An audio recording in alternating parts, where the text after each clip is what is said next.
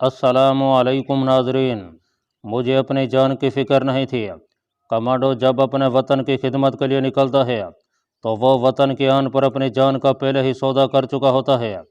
तशवीश सिर्फ इस बात की थी कि अगर मिशन नाकाम हो गया और किसी मामूली सी भूल चूक के बहस हम मार दिए गए तो अरब मफादात और आज़ादी फ़लस्तीन के काज को ज़बरदस्त और नाकाबिल तलाफ़ी नुकसान पहुँचेगा। मैंने ऐद किया कि मिशन को हर हालत में कामयाब बनाया जाएगा। दोपहर हो गई, गर्मी बढ़ गई थी, मुझे भूख भी लगने लगी थी। मेरी समझ में यह नहीं आ रहा था कि यहाँ मेरे खाने पीने का इंतज़ाम कहाँ से होगा। मैं उम्दा बैरक के अंदर ही बैठा था।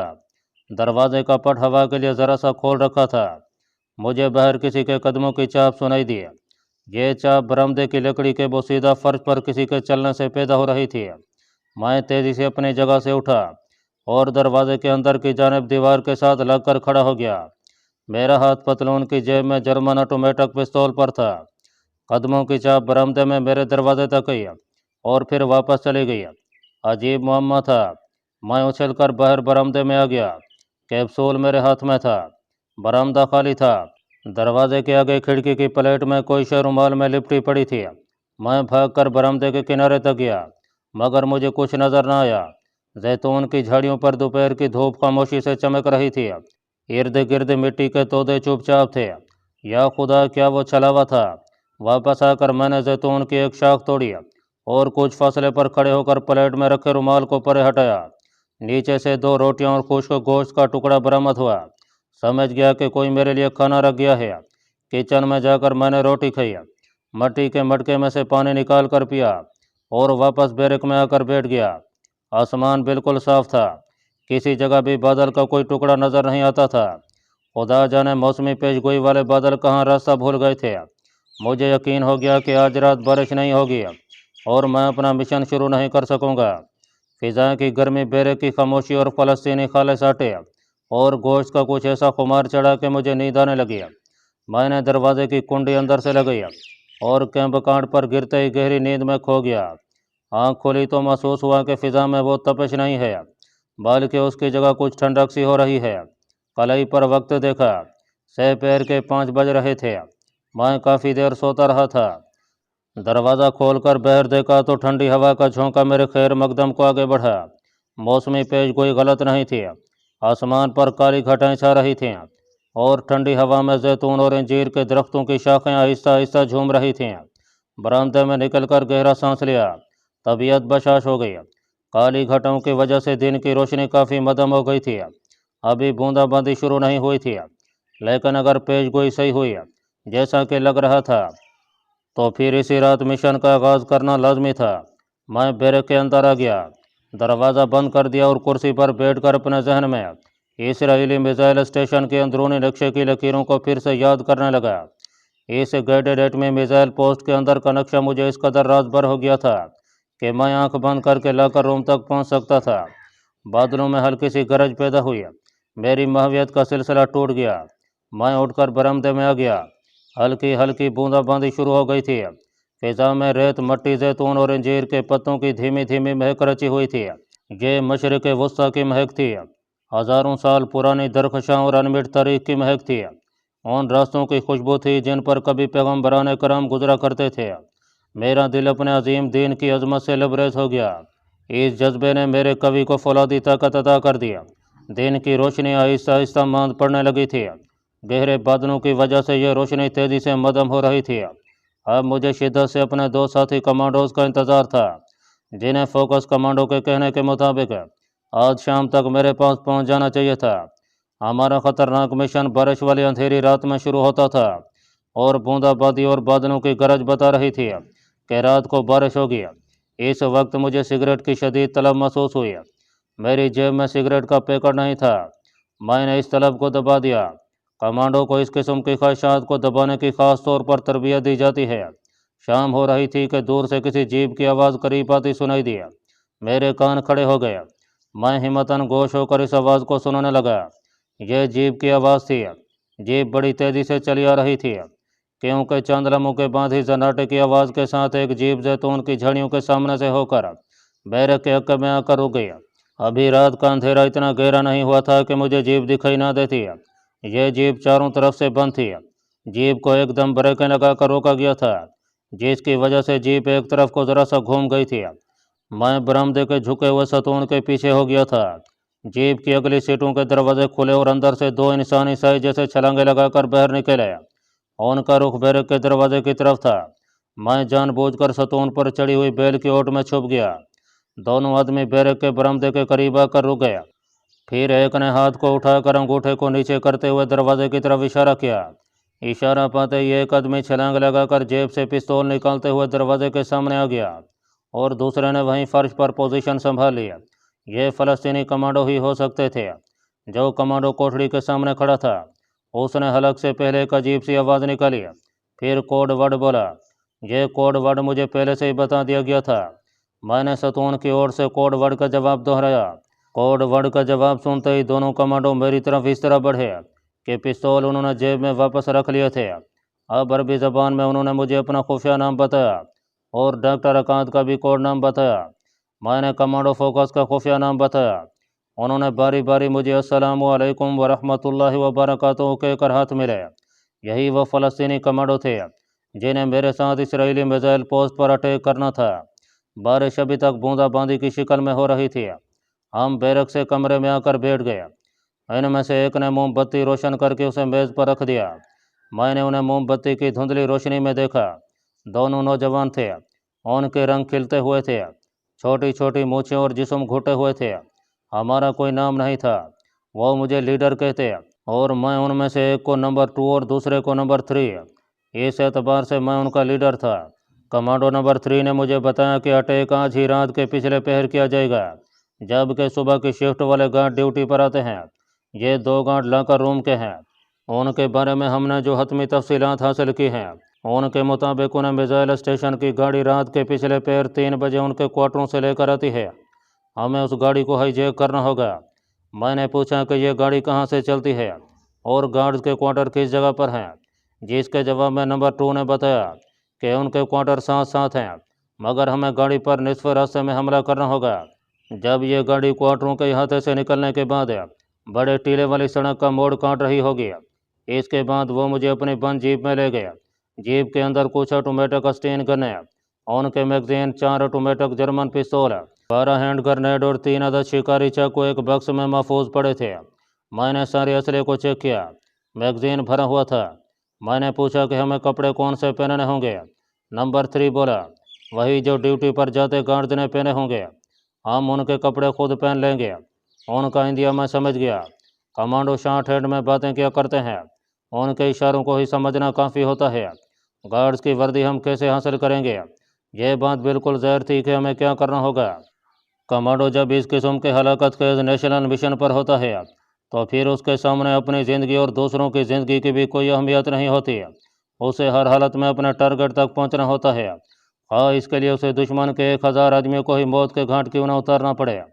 बादलों की गरज अब थोड़े थोड़े वक्फों के बाद उभरती थी। हम जीप की अगली सीटों पर ही बैठ गए थे। टीले, टेकरियां और उन पर कहीं कहीं खजूर और जैतून के दरख्त चुड़ैलों की तरह दिखाई दे रहे थे। जीप रेतले रास्ते पर तेजी से आगे बढ़ रही थी। जीप की हेडलाइट्स की बजाय छोटी बत्तियां रोशन थीं।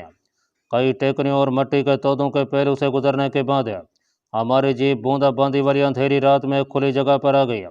मेरे साथी फ़लस्तीनी कमांडो को तमाम रास्ते का इल्म था। मैं उनके दरमियान बैठा था। दोनों खामोश थे। उनमें से किसी ने कोई बात नहीं की थी। यह खुला मैदान सा था, जिसकी एक जानब दरख्तों के स्याह हवले उभरे हुए थे और दूसरी तरफ दूर बिजली के खंभों की कतार चली गई थी। इन खंभों पर ट्यूबलाइट्स रोशन थी। जीप उन खंभों की तरफ ही जा रही थी। मैदान में कोई 2-1 मील सफ़र करने के बाद रोशनी वाले खंभे हमारे दाएं जानब रह गए। जीप एक ढलान में उतरी तो दाएं तरफ क्वार्टरों की एक कतार नजर आई, जिनके आंगनों में रोशनी हो रही थी। जीप की रफ्तार हल्की हो गई। फिर वो थोड़ी सी ऊंचाई चढ़ने के बाद एक ऐसे क्वार्टर के पीछे वैरान से अंधेरे बाग में आकर रुक गई, जहाँ कोई बत्ती नहीं जल रही थी। नंबर 2 और नंबर 3 ने असले का बक्स जीप से निकाला और क्वार्टर के अकबी गैराज के छोटे दरवाजे में से गुजरकर हम निस्बतन खुले कमरे में आ गया। यहाँ 2 पलंग साथ साथ बिछे थे। नंबर 3 ने सबसे पहले बंद खिड़कियों के आगे भारी पर्दे खींच दिए, फिर मोमबत्ती रोशन करके फर्श पर लगा दिया। मैं इस सारी कार्रवाई के दौरान खामोश तमाशाई बना रहा। नंबर 3 ने जबान खोली। लीडर, यहाँ से हमें अपने टारगेट की तरफ बढ़ना है। मैंने ड्यूटी पर जाने वाले गार्ड्स के क्वार्टर के बारे में पूछा तो नंबर 2 ने कहा, वो यहाँ से ज़्यादा दूर नहीं है, मगर हम आधे रास्ते में एक जगह घात लगाकर बैठेंगे। मैं खामोशी से उनकी हाँ में हाँ मिलाता रहा। हमने एक एक पिस्तौल, एक एक शिकारी चाकू और 3-3 ग्रेनेड अपनी जेबों में रख लिए। कमीज के अंदर स्टेन गन भी छुपा लिया। इस काम से फारिग होकर हमने कुछ सैंडविचेस खाए, काफ़ी बनाकर पिए। नंबर 3 ने अपनी कलाई की घड़ी उतार कर मोमबत्ती के बिल्कुल सामने रोशनी में रख दी। फिर कान खुजाते हुए अरबी में कहने लगा, लीडर, हमें पूरे 2:20 मिनट पर यहाँ से अपने टारगेट नंबर 1 की तरफ निकल जाना होगा। ये टारगेट नंबर 1 वो जगह थी जहाँ हमें घात लगाकर इसराइली मिसाइल स्टेशन के गार्ड्स की गाड़ी के इंतज़ार में बैठना था। उस वक्त रात के 12 भी नहीं बजे थे। नंबर 2 किचन में गया और हमारे लिए गरम गरम तलख काफ़ी बना कर ले आया। कहने लगा, बाहर बारिश शुरू हो गई है। नंबर 3 ने सियाह काफ़ी का घूंट भरते हुए कहा, इन कम वक्तों की मौसमी रिपोर्ट कभी गलत नहीं होती। क्या बारिश मूसलाधार हो रही है? नंबर 2 ने बताया कि मूसलाधार बारिश नहीं हो रही है, बल्कि बूंदाबांदी हो रही है। रात 2 बजे तक हम काफ़ी पीते और इधर उधर की बातें करते रहे। इस दौरान में नंबर 2 और नंबर 3 ने मुझे मिसाइल स्टेशन की अंदरूनी राहदारियों, गार्ड रूम और गेट पर चेक पोस्ट के बारे में ब्रीफिंग भी दी। हमें गार्ड की वैगन को आते देखकर क्या करना होगा, नंबर 2 कहाँ होगा, नंबर 3 की पोजीशन क्या होगी और मैं कहाँ से हमला करूँगा। इन सब बातों को अच्छी तरह से ज़हन नशीन कर लिया गया। एक एक तफसील तय कर ली गई। थोड़ी सी रिहर्सल भी की। मैगजीन को बार बार खोल कर देखा। अस्टीन गन्नों के बैरल चेक किए। जब घड़ी ने 2:19 बजे तो नंबर 3 एकदम से उठ खड़ा हुआ। ओके, नंबर 2 ने कहा, मैगजीन चेक। हमने एक बार फिर अपने अस्टीन गनों को चेक किया। पिस्तौलों में से मैगजीन निकालकर चैम्बर्स को चेक किया। मैगजीन दोबारा भरे और क्वार्टर से निकलकर बाहर आ गया। जीप को वहीं छोड़ दिया गया और पैदल ही बारिश में एक तरफ को चल दिया। बारिश अच्छी खासी हो रही थी। एक अजीब मौज जैसी वैरानी चारों तरफ छाई हुई थी। दूर क्वार्टरों की धीमी रोशनियां बारिश की चिलमन में मजीद धीमी हो गई थीं। हम इन क्वार्टरों के मुखालिफ सिमत को जा रहे थे। ज़मीन चूँकि रतीली थी, इसलिए कीचड़ बिल्कुल नहीं था और चलने में दिक्कत नहीं हो रही थी। यहाँ अंधेरा था। एक वीरान सा रास्ता बाएं जाने वाली टेकरियों के करीब से होकर आगे को चला जा रहा था। हम उसी रास्ते पर चल रहे थे। सड़क पर आकर हमने कोई 2 फरलांग चले होंगे कि नंबर 3 ने हाथ के इशारे से हमें सड़क पर से उतरने को कहा। सड़क की दूसरी जानिब अनारों का बाग था, जिसकी बाढ़ लकड़ी के खम गाड़ कर बनाई गई थी। यहाँ एक खम के पास अंगूरों की एक बेल ने छाछ सी डाल रखी थी। नंबर 3 ने नंबर 2 को इशारा किया। अब मैंने देखा कि उन्होंने पहले ही यहाँ लकड़ी का एक खंभा उखाड़ कर छुपा रखा था। यह खंभा टेलीफोन का था और इसके टूटे हुए तार लटक रहे थे। हमने मिलकर उस खंभे को सड़क के बीच में इस तरह डाल दिया कि कोई भी गाड़ी वहाँ से नहीं गुजर सकती थी। एक एक बात अपने आप समझ में आ रही थी। कुछ पूछने या इस्तफसार करने की ज़रूरत नहीं थी। यही वो जगह थी जहाँ हमें अपनी अपनी पोजीशन संभालनी थी। नंबर 2 सड़क की दूसरी तरफ भाग कर चला गया।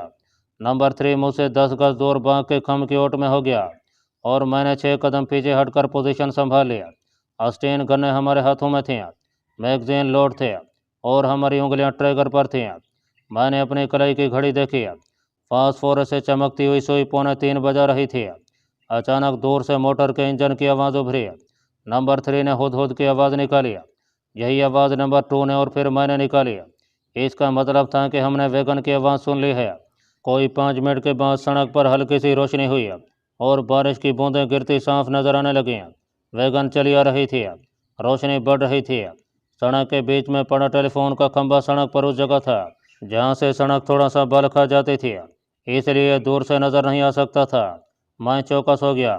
नंबर 3 और नंबर 2 भी चौकस हो गए थे। अब वैगन की आवाज़ साफ सुनाई देने लगी। वैगन सड़क पर चली आ रही थी। फिर वो मेरी आंखों के सामने से हेडलाइट्स की रोशनियों को साथ साथ लिए आगे गुजर गई और उसके पीछे गहरा अंधेरा छा गया। मेरी नज़रें उसका ताक़ुब कर रही थीं और अस्टीन गन का रुख भी वैगन की तरफ ही था। एकदम से ब्रेकें चीख उठीं और वैगन गीली सड़क पर घसीटते घसीटते बीच में पड़े खंभे के बिल्कुल पास जाकर रुक गई।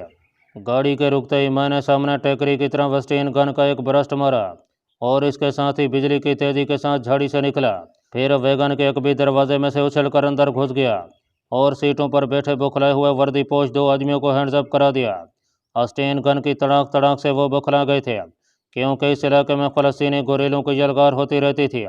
इस दौरान नंबर 2 और नंबर 3 भी अपना काम कर चुके थे। उन्होंने भी एक एक हवाई बाढ़ मारने के बाद ड्राइवर को सीट पर ही काबू कर लिया था। दोनों गार्ड्स और ड्राइवर के मुंह में रुमाल ठोंस कर उनकी सफ़ेद वर्दियां उतार दी गईं।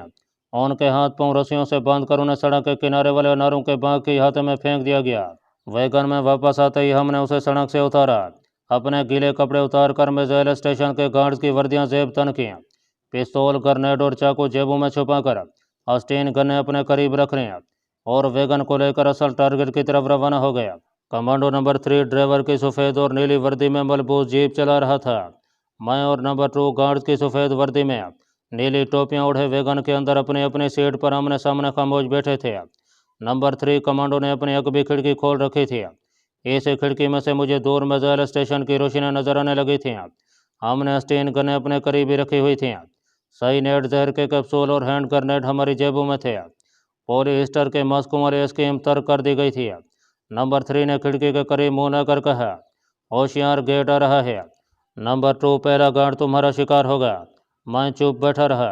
वैगन मिसाइल स्टेशन के खारदार गेट के करीब गार्ड रूम के पास जाकर खड़ी हो गई। नंबर 3 वैगन का असली ड्राइवर नहीं था। वो साफ पहचाना जा सकता था। वैगन के रुकते ही अंधेरे का फ़ायदा उठाते हुए नंबर 3 सीट से उतरकर पीछे की तरफ चला और ज़रा ऊंची आवाज़ में बोला, एक गार्ड की तबीयत खराब हो गई है। गार्ड रूम का सर्जेंट हाथ में टॉर्च लिए वैगन की तरफ बढ़ा। नंबर 3 ने यह जुमला इसलिए बोला था कि उसने वैगन के करीब आकर पूछा, कौन बीमार हो गया है जेरोम? वो नंबर 3 कमांडो को असली वैगन ड्राइवर जेरोम ही समझ रहा था। नंबर 3 इस वक्त वैगन के अंदर आ गया था। मैं और मेरा साथी नंबर 2 अंदर मौजूद थे। मैं सीट पर लेट गया। नंबर 2 ने नायलॉन की मजबूत और बारीक रस्सी अपने हाथ में थाम ली थी। गार्ड सर्जेंट टॉर्च की रोशनी डालते हुए जो ही वैगन के अंदर आया, नंबर 2 अकब से चीते की तरह उस पर उछला और उसकी गर्दन में नायलॉन की रस्सी डालकर एक ऐसा ज़बरदस्त झटका दिया कि इसराइली सर्जेंट की गर्दन लटक गई। नंबर 3 ने बाहर छलांग लगाते हुए कहा, लाश सीट के नीचे डाल दो। नंबर 3 ने गेट खोल दिया। फिर वैगन पिछली रात के अंधेरे में मिसाइल स्टेशन के अंदर दाखिल हो गई। मेरा दिल धड़क रहा था। इतनी अहम पोस्ट पर कब्जा करना कोई मामूली बात नहीं थी। आगे मिसाइल स्टेशन का दूसरा गेट था। हमने अपने अपने पिस्तौलों पर साइलेंसर चढ़ा लिया। यहाँ एक इसराइली संतरी छोटी शॉट गन लिए पहरा दे रहा था। वैगन नंबर 3 ने गेट के बाहर खड़ी कर दिया। यह दरवाज़ा कंक्रीट के सतूनों को जोड़कर बनाया गया था जो बंद था। उसके ऊपर खारदार तार लगी थी। इसराइली संतरी गेट के अंदर पोर्च में खड़ा था। वो वैगन को देखकर दीवार के साथ लगे माइक्रोफोन के पास गया और इसराइली ज़बान में बोला, आज का पासवर्ड क्या है? इस अरसे में नंबर 3 कमांडो भी गेट के खंभे के पास जा चुका था। उसने उधर वाले छोटे माइक पर कहा, ज़ेब्रा फ्लाइट। इसराइली संतरी ने बटन दबा दिया। गेट आहिस्ता आहिस्ता खुलने लगा। यहाँ दाखिल होने के लिए हर रोज़ पासवर्ड तब्दील कर दिया जाता था। इन कमांडोज ने आज का पासवर्ड मालूम कर रखा था। हमारी वैगन दूसरे गेट में भी दाखिल हो गई। बारिश की बौछार वैगन की छत पर गिर रही थी। अब सामने शेड था जहाँ पहले ही कुछ गाड़ियाँ और वैगनें खड़ी थीं। नंबर 3 ने अपनी वैगन भी एक तरफ खड़ी कर दिया और उतरकर बोला, लीडर, तुम जानते हो कि सामने वाला दरवाज़ा लाकर रूम वाली राहदारी को जाता है। वहाँ हर कदम पर पैरा है। मैं दूसरी राहदारी से अटैक करूँगा। नंबर 2, तुम मेरे पीछे रहकर मुझे प्रोटेक्ट करोगे। अस्टेन गन्ने हमने कमीज के अंदर करके पतलून में उड़स ली थी। साइलेंसर वाले पिस्तौल हमारे हाथों में थे। नंबर 3 बिजली की तरह एक तरफ को हो गया। नंबर 2 भी उसके पीछे निकलकर अंधेरे में गुम हो गया। मेरे सामने मिसाइल स्टेशन की 2 मंजिला इमारत खड़ी थी जिसमें कहीं कहीं धीमी रोशनी हो रही थी।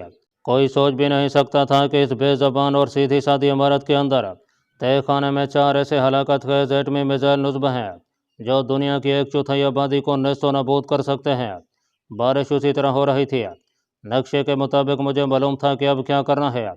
नंबर 2 और नंबर 3 के जाते ही मैं पार्किंग शेड से निकलकर बारिश में तेज तेज चलता इमारत के ड्यूटी रूम की तरफ बढ़ा। ड्यूटी रूम में से एक भारी भरकम इसराइली ऑफिसर बाहर निकला और इब्रानी ज़बान में उसने सवाल किया कि मेरा साथी यानी दूसरा गार्ड कहाँ है। मेरी चालाक नज़रों ने चारों तरफ देख लिया था कि आसपास कोई नहीं है, मगर मैं इस इसराइली ऑफिसर को ड्यूटी रूम के अंदर ले जाना चाहता था। यह खतरा मौजूद था कि वो मुझे पहचान लेगा कि मैं असल गार्ड नहीं हूँ। ड्यूटी रूम के बाहर एक धीमा सा बल्ब रोशन था। मैंने पिस्तौल जेब में रख लिया था। अपनी टोपी से बारिश का पानी झाड़ता और यह कहता हुआ कि मेरा साथी बीमार हो गया है, ड्यूटी रूम में घुस गया। ऑफिसर मेरे पीछे आया। तुम इधर कहाँ जा रहे हो? अपना आईडी कार्ड दिखाओ। ये रोज़ का मामूल था। आईडी कार्ड यानी शनाख्ती कार्ड दिखाए बगैर कोई भी ऑफिसर इस इमारत में दाखिल नहीं हो सकता था। ड्यूटी रूम में रोशनी थी। अंदर आते ही इसराइली ऑफिसर ने अपने सामने एक अजनबी को देखा तो अलार्म के बटन की तरफ हाथ बढ़ाया। एन उसी लम्हे मेरे सलेंसर वाले पिस्तौल में से ठक की आवाज़ बुलंद हुई और शीशे की गोली भारी भरकम इसराइली के दिल में पेवस्त हो गई। वो मुंह के बल आगे को गिरा। मैं छलांग लगाकर ड्यूटी रूम से बाहर निकल आया। दीवार के बटन को दबाया। सामने लोहे की सलाखों वाला दरवाज़ा एक तरफ को खिसक गया। अब मेरी मंजिल लॉकर रूम के बाहर पहरे पर मुतय्यन वो संतरी था जो लॉकर रूम में मिसाइलों के कंप्यूटर के सामने बैठे आदमी पर नज़र जमाए रखता है। मैं तेज तेज कदमों से चलता हुआ राहदारी में से गुजर गया। एक तरफ से दो संतरी अचानक निकलकर मेरे सामने आ गया। मैंने मुस्कुरा कर उन्हें इब्रानी ज़बान में सुबह बखैर कहा और ऐसे निकल गया जैसे मुझे ड्यूटी पर जाने की जल्दी हो। सिपाहियों ने मुझे ना पहचाना। आगे फिर लोहे की सलाखों वाली दीवार आ गई। यहाँ पर एक गार्ड स्टेन गन लिए खड़ा था। मुझे अपनी तरफ आते देखकर उसने स्टेन गन तान लिया क्योंकि उस तरफ जाने की किसी को इजाज़त नहीं थी। हाल्ट कहकर गार्ड ने मुझे वहीं रुकने को कहा। मैं वहीं रुक गया। पिस्तौल मेरी जेब में था। मेरा एक हाथ भी उसी जेब में था। इससे पहले कि मैं इंतहाई शुरुआत के साथ जेब में से पिस्तौल निकाल कर फायर कर दूँ, दूसरी जानब से मुझे ठग की आवाज़ सुनाई दी और संतरी गार्ड कटे हुए दरख्त की तरह धड़ाम से फर्श पर गिर पड़ा। उसके गिरने से आवाज़ पैदा हुई तो मैंने एक संतरी को बाएं जानब से उधर भाग कर आते देखा। उसने शायद संतरी को गिरते देख लिया था। मैंने पिस्तौल निकाल कर उस पर फायर कर दिया। निशाना खता गया मगर पीछे से नंबर 2 की शिकल नजर आई। वो कोई छलावा था कि अपनी जगह से उछला और फिर भागकर मेरी तरफ आते संतरी के ऊपर गिरा और उसकी नैलून की रस्सी ने संतरी की गर्दन को अपने शिकंजे में जकड़ लिया। नंबर 3 दाएं जानब से भागता हुआ आया और मेरे करीब से गुजर कर बोला, locker room leader. Commando number 3 ने खुफिया बटन दबाया। दूसरे जंगले की दीवार भी ऊपर उठ गई। सामने चंद कदमों के फासले पर लॉकर रूम था जिसकी दाहिनी जानब हमें एक संतरी का कंधा नजर आ रहा था। वो हाथ में शॉट गन लिए अंदर मिसाइल कंप्यूटर के सामने बैठे गार्ड को तक रहा था। नंबर 3 ने इशारा किया। हम तेजी से एक तरफ हटकर आगे बढ़ने लगे। संतरी ने आहट सुनकर पीछे देखा ही था कि नंबर 3 उसके सर पर जा पहुंचा। उसने साइलेंसर वाला पिस्तौल उसके सर के करीब ले जाकर फायर कर दिया। संतरी गार्ड की खोपड़ी में सुराख करती हुई गोली दीवार से जा टकराई। अंदर बैठे गार्ड ने अलार्म का बटन दबा दिया। हर तरफ से खतरे के अलार्म बज उठे। नंबर 3 ने चिल्लाकर कहा, ठीक है। 3 सेकंड के अंदर अंदर हमने कंक्रीट की दीवार वाले दरवाजे को हैंड ग्रेनेड से उड़ा दिया और अंदर जाते ही दूसरे गार्ड को काबू कर लिया।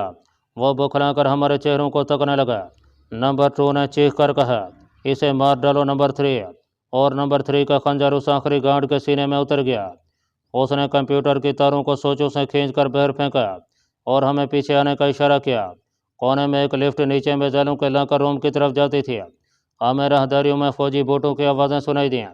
फायरिंग भी शुरू हो गई। गोलियों की एक बाढ़ हमारे ऊपर दीवार पर लगी और सीमेंट की कुर्सियाँ उड़ी।